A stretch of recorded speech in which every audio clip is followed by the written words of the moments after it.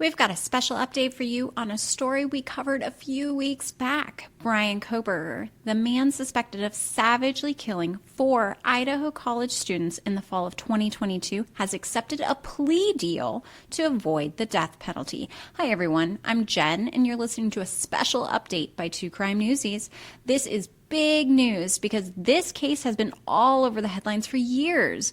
We released an episode covering some new details on the case back on May 26, 2025.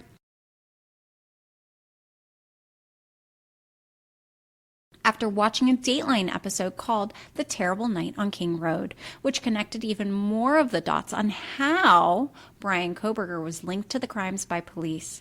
Back on November 13th of 2022, it's alleged that Kohberger snuck into the house located on King Road in the sleepy college town of Moscow, Idaho, and brutally attacked 20-year-old Ethan Chapin, 20-year-old Xana Kernodle, 21-year-old Kaylee Goncalves, and 21-year-old Madison, also known as Maddie Mogen, with a Kabara-style knife. Investigators say that Kohberger ended up leaving the knife sheath, which is the cover, on the bed next to the bodies of Maddie and Kaylee.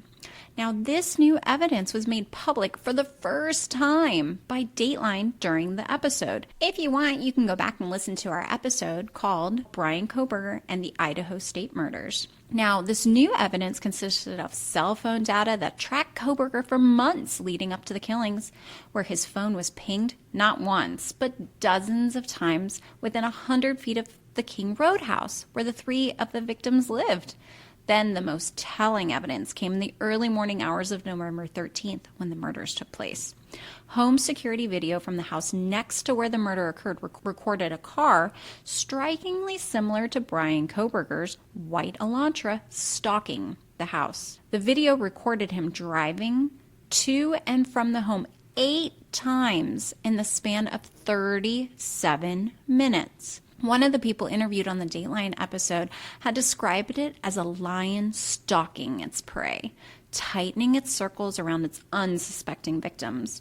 Now, those victims were the 4 unsuspecting college students inside of that house. At this point, we don't know exactly what evidence prosecutors presented to Kohberger's lawyers on June 30th, 2025, to make him accept a plea deal. But it must have been pretty damning to get him to change his not guilty plea. Now, initially, Kohberger's trial had been slated to start in August.